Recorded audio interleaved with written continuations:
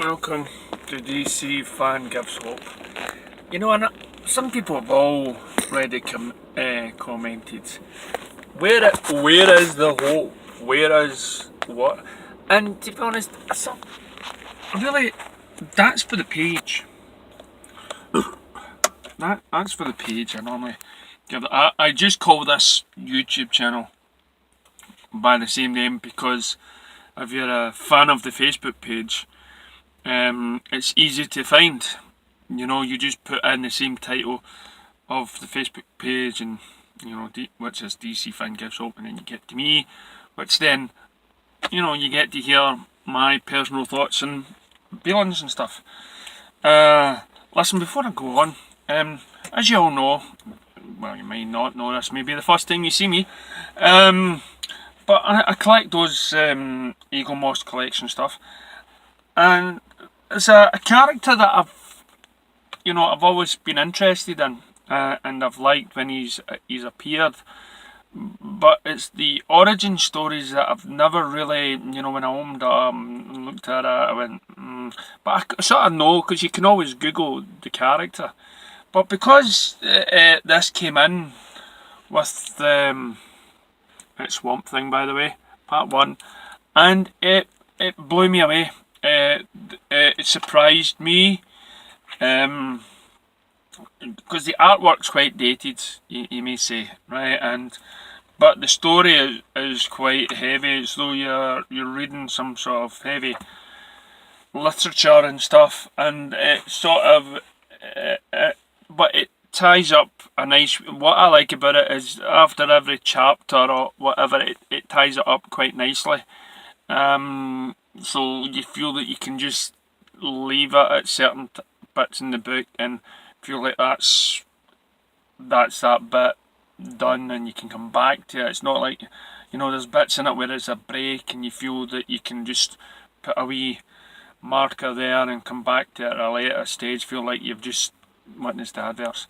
So anyway, I'm just trying to think what one will I use this video for. I've got two topics I want to talk about, so yep, I'll use this one as the comedy.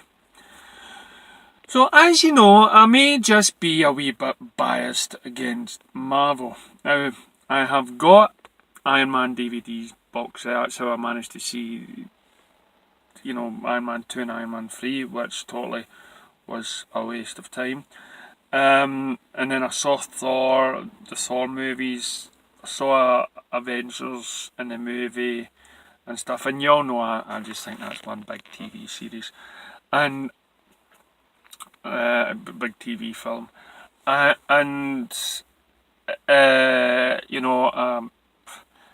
saw Age of Ultron not that long ago. I think I saw that last year.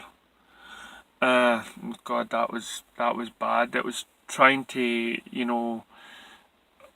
compete with BVS about trying to explain. They sort of explained too much about saving everybody and not much destruction and order to please people. I just felt like that's where it was going.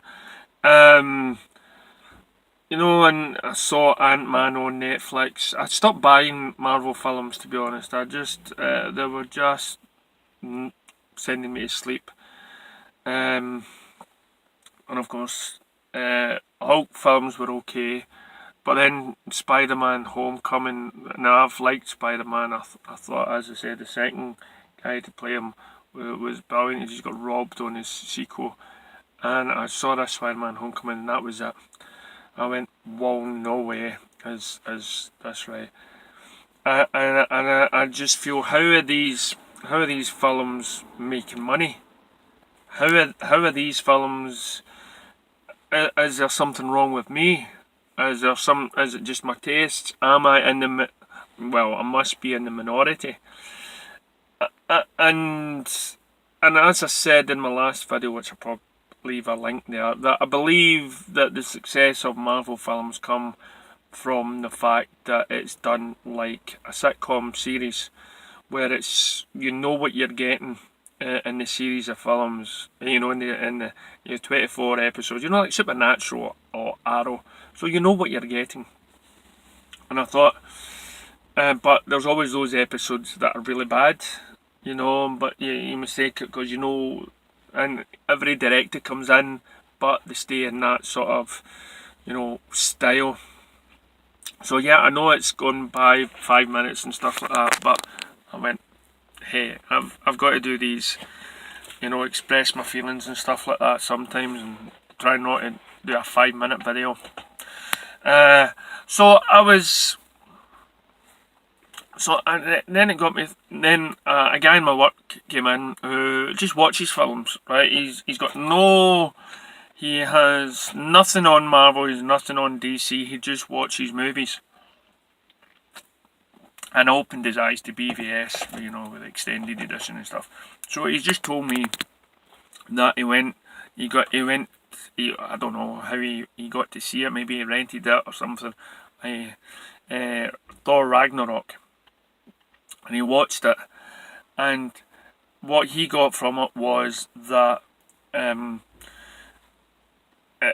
it tried too much to be funny for the first 10-20 minutes or something. It was just trying to be funny.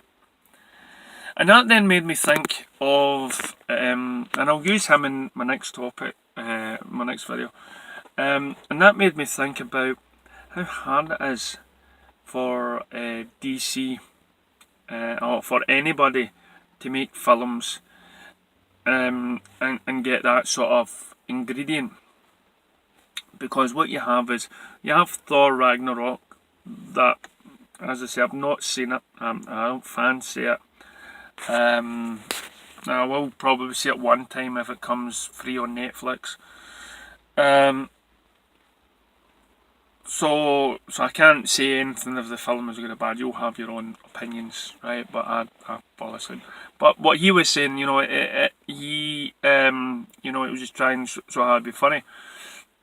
And then that put me in mind of, right, so maybe is comedy the recipe for movies, because you have the swing in the mood change from BVS to Justice League, and some people actually say that BVS had comedy elements in it, and then Justice League that had more. And I would hate to think that you would have to sacrifice comedy, to put comedy into a film just to make it. I mean, Christopher Nolan made the Batman trilogy. Most of that was serious. Hence, we had a serious Man of Steel and a serious story, and so forth. So, but then it reminded me of Michael Keaton's Batman. And I was thinking, Michael Keaton's Batman 1 and 2, the differences. And I believe the second one had more humour in it. And I don't know about you, but is the sequel better than the first one out of the two movies? And then I want you to think about why. Is it because it's got funny moments in it?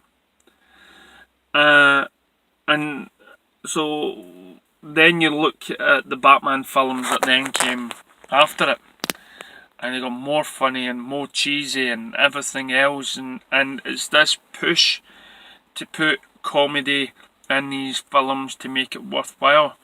And I can see how hard it is for film companies whose then success was suddenly serious because of Christopher Nolan, but then they're finding that Marvel, who constantly put out films with that sort of humour and funny tone to it, that must sell movies, and it's got to be light and it has to be that. And for me, it doesn't need to be light, it doesn't need to be funny in order for it to be. It shouldn't need to be that way, but maybe the majority of the people believe otherwise, and that when they go to see a superhero movie, they believe that it should be fun and uplifting and everything else. But then you look at the TV series shows that are on today. You have DC Legends of Tomorrow, which does have that comic element throughout. Same as the Flash, Arrow. It started was a wee bit more serious. Black Lightning, serious. Gotham, serious. Maybe a couple of jokes here or there. But it is all depending on, for me, the story and what could happen to the characters in that film. You should not make films just to put and feel the need to put comedy in every 5-6 minutes, and that to me is what Marvel's doing, and it's working for Marvel. But I would, and I'm all for, and I've said many a times, I would rather hate a DC film, but love the fact that it's a big, huge success. So if comedy's the way to go, if some sort of comedy light thing is, well, we'll make DC success, then so be it. Or maybe we should just try and find this middle ground. Maybe we should try and find where there's a serious tone, and I'm using Batman Returns as a sort of, guideline maybe, because I do believe that had a lot of serious elements in it, but it wasn't tongue-in-cheek. So let me know your thoughts and ideas about humour. And leave your comments below. Please like, subscribe, and remember that you can get discounts on hailthevillains.com by using DC Hope. Check me out on Facebook page, and thanks very much. Try to make it not too long.